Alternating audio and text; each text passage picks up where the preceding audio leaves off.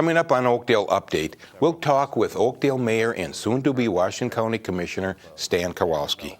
We'll learn about an exciting new business coming to the city that promises to provide big thrills. Stay tuned. Oakdale Update is straight ahead.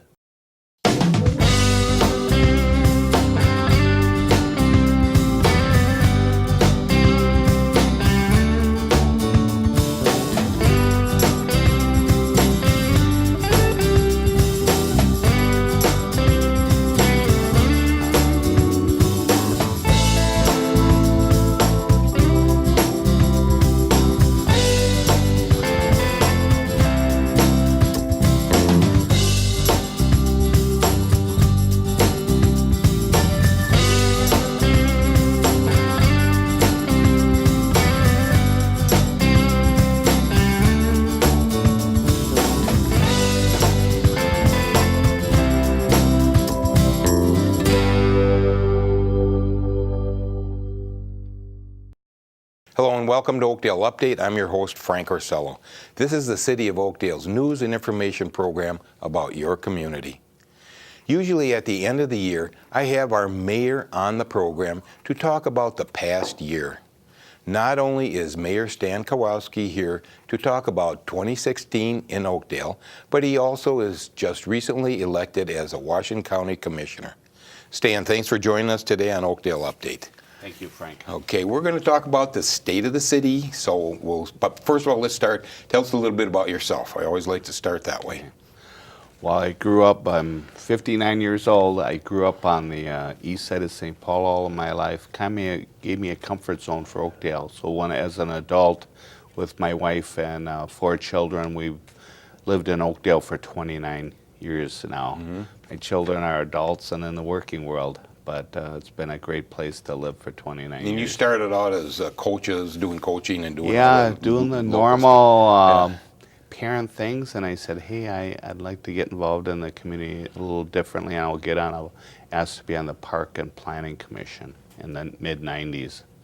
That's when it all started, kind of as far as from a government. So Park and Planning, and then you went into what? What was the next one? Well, then I decided I really liked that. It seemed like it was kind of effective, so I said I'll run for city council. The city was heading in the right direction. I just wanted to be part of it. And I ran in 98, and there were like 12, 13, 14 people, and I was a 4th place candidate. Then I ran in 2000, and I was a 3rd place candidate. It was like 12 or 13 people running.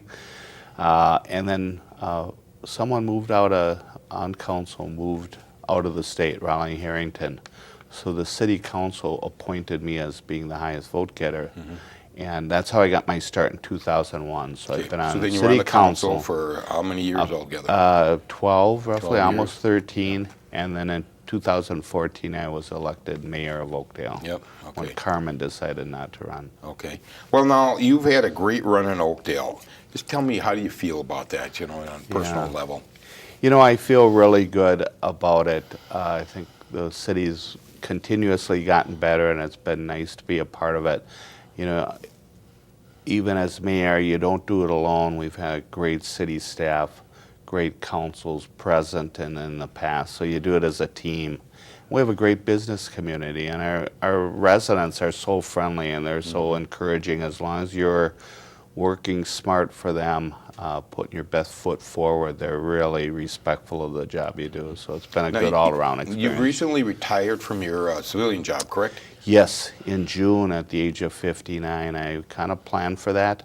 Loved what I was doing. I was in product development, was able to get patents, but I just wanted to, the mayor duty, although it's part-time, I wanted to dedicate a high level of time to that. And it was hard to step out from your work. It was easier to retire, and I had other priorities in life I wanted to look at. So, so that's why I retired early. And well, we hate to see you give up your job just so you could be a politician, but what the heck.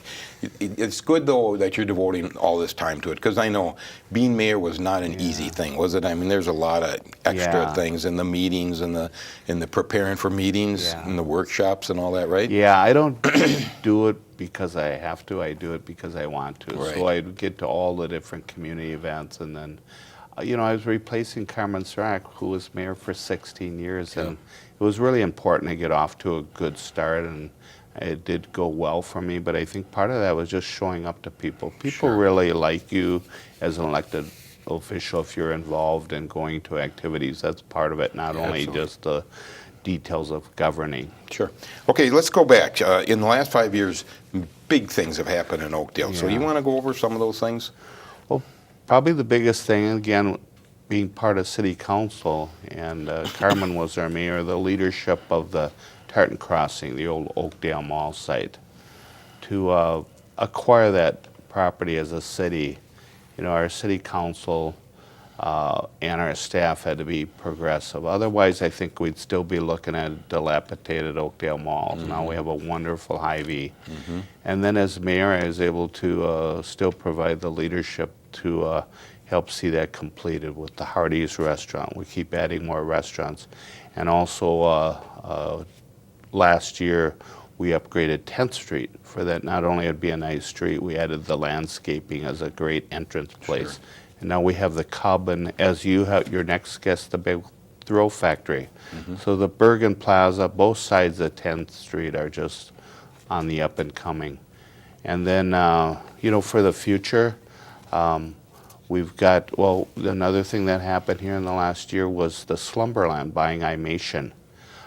They're filling that wonderful high-tech building up and bringing vitality and jobs to the community. And it's an 80-acre site that they're going to make into a technology park.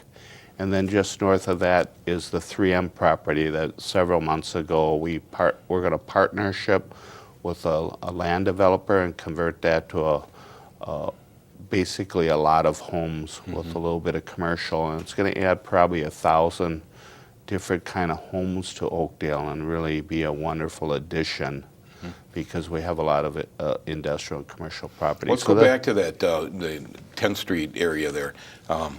Those are some, considering what it was, I mean, it is so, really has come together. So how did you work with the council and all that, you know, to put all that together? Well, one, it started years earlier by hiring Bob Streetar as our community development director. His expertise was in redevelopment. And so it's putting those tools together and always changing your staff to meet the needs. But also was us council having you know, the acquisition of $7 million and then having a timeline to have it develop out. And if it didn't develop out in a prompt, reasonable fashion, there'd be some risks on that bonding to the taxpayer. But it did develop out, and it pays for itself. We did invest in tax increment financing, and we went to our legislator to be partners because we knew we were bringing jobs and new growth to the community. It was a good application for TIF money. So really our legislator, our representatives really worked well with us, and everybody is happy. All the residents in Oakdale, they so wanted a grocery store. Well, there was so much criticism. There was some criticism, you know, because you used TIF money and, you know, and it was a pit. It was a real pit. But you guys, you proved them wrong, and you just did the right thing. But let's go into the future here. Now, you talked about Slumberland and that property up there. Okay, that was pretty vacant when Slumberland bought it. Now, what all is going in there? I mean, this is a big deal, too. Yeah, well, Slumberland, interestingly enough, they're a local, the Larson family. They're really committed to doing a development, and they want to make it a technology park.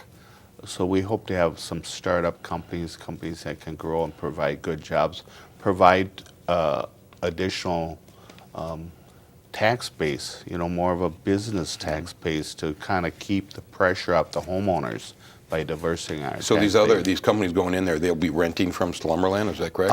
I think it'll be a combination of both. There probably will be some, if they're a big enough company with a big enough building, to divide out their own parcels. But we kind of anticipate Slumberland to be coming forth to the city in the coming months with more details. Sure. Oh, that's a big development. And then we're running low on time here. So tell us about that development that's going to be on the north side of Slumberland there, that property. I think we all, ever since the 1980s, we were hoping 3M could develop that into a, you know, commercial park.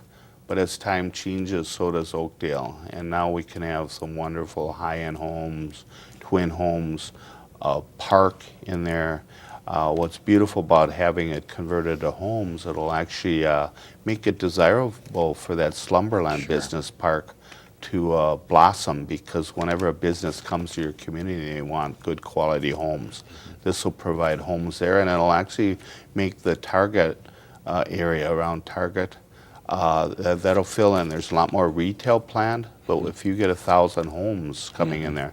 Now this may take a few years before we really start to see activity on the site, but it will certainly help to getting more retail around Target.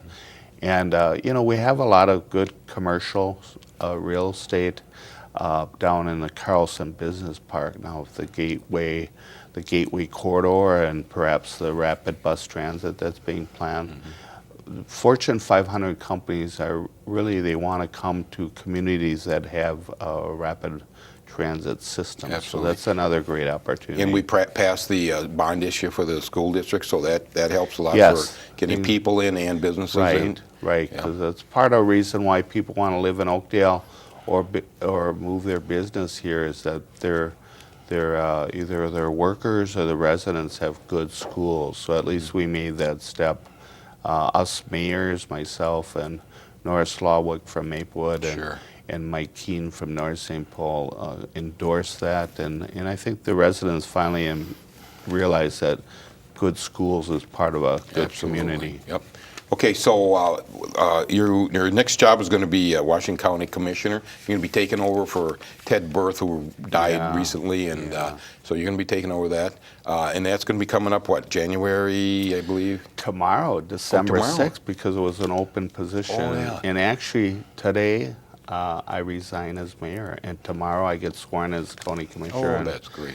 You know, unfortunately, Ted passed away, and again, I stepped in for Carmen as mayor, and now I have to, or I happily step in to try to fill Ted Berth's shoes. I'll have to put on my own shoes and do it my own way, but I think Ted and I are similar in that we're very active in the community, so I hope I can do as good of a job as he has been doing. If you do as good as you did as mayor, you'll be fine. So we're running out of time. Any last words before we close out? Well, I would like to thank, since 2001, the residents and citizens of Oakdale. They've been so kind to me. I think I've worked hard and smart to do what's best for our community, both for the present and long range. And with that, I'd like to wish everyone a happy Merry Christmas and happy holidays and a happy New Year. And let's I'll still, in my county commissioner role, still be working for the citizens of Oakdale and 7 other cities, and working with the other commissioners to make the entire county better.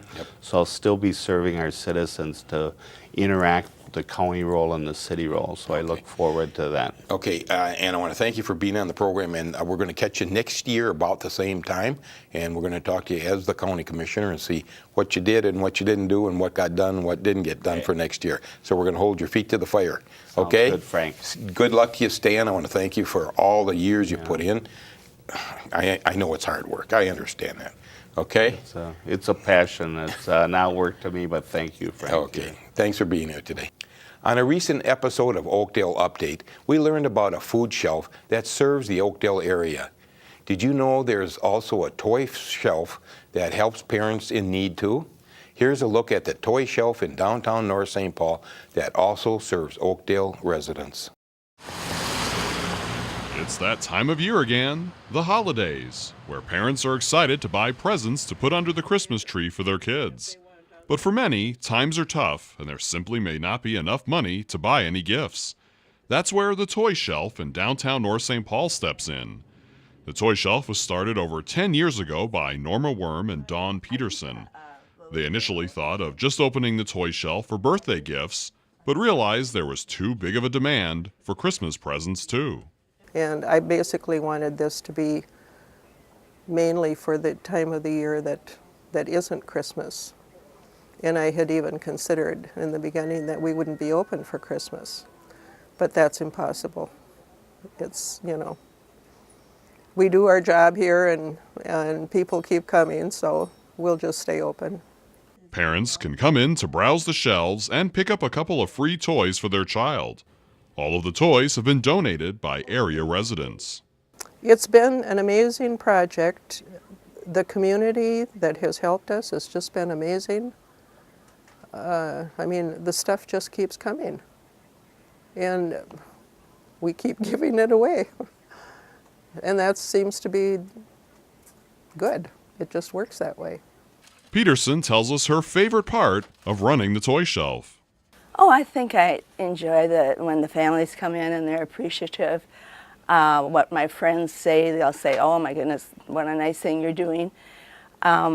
Cleaning up some of the toys, some of them are more fun to clean up than others, and putting them together and being creative. So all of that. Peterson and Worm hope to keep the toy shelf open for many more years to come. Yeah, when people say you get more out of giving than receiving, it really is true. And we've felt that over and over and over again. I hope it keeps on going, and we're going to get old one of these days. Not yet, of course, but so we need to have someone to take over at some time too. The toy shelf is located inside of the Specialty Floral Building on East 7th Street in downtown North St. Paul. You can drop off donations there or in the red bins at the city halls in North St. Paul and Oakdale, as well as the Oakdale Discovery Center and Anchor Bank in North St. Paul. Oakdale will soon have a new tenant in the old Cub Foods building. Opening soon is the Big Thrill Factory, which also has a location in Minnetonka and is the Twin Cities' #1 family entertainment destination for bowling, laser tag, arcade games, mini golf, trampolines, and more. I'm joined today by Darrell Blomberg, General Manager of the Big Thrill Factory. Darrell, thanks for joining us on Oakdale Update. Thank you, Frank. Tell me a little bit about yourself. What's your background? Wow, well, myself, I'm an East Side person. I grew up in Woodbury, been here virtually my whole life, and was anxious to bring Big Thrill Factory over to this side of town. Where'd you go to school then? Woodbury? I graduated from Woodbury High School, yep. Oh, good for you. Yeah. So you're a local boy, huh? Yes, sir. Oh, that's Yep. good. How'd you get into this business?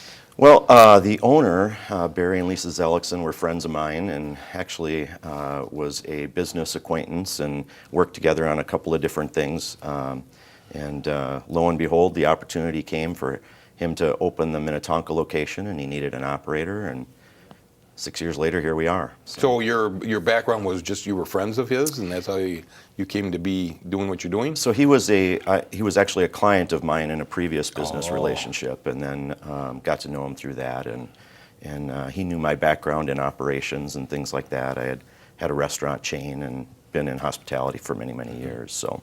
Well, now Barry that's the guy. I've read his background. He's a pretty prolific guy in the business world, isn't he? Yes, he is. Yep. Yeah, he's had his fingers in about everything, hasn't he? Yes, he has. So he's got a good reputation. Yes, to come sir. Here. Yep, he's a great owner. So. Okay, so you recently took over the Cub Foods in Bergen Plaza. How did you happen upon that site? I mean, I know there certainly was a lot of background checking and all that. How'd you come upon the Oakdale site? Yeah, that's a great question, actually. And as you probably know, there are these big box retailers that are, empty all over the country. So one of the things that's sort of growing and booming is family entertainment centers like us. And so Inland, or IRC, actually did some research when they knew that the Kmart was closing and approached us about that. And then, of course, Cub moved over, and we continued to communicate with IRC and consummated the deal in the old Cub building. So. Okay, now your other building, you had that other one in Minnetonka for 2.5 years. And to go from, 2.5 years isn't a long time.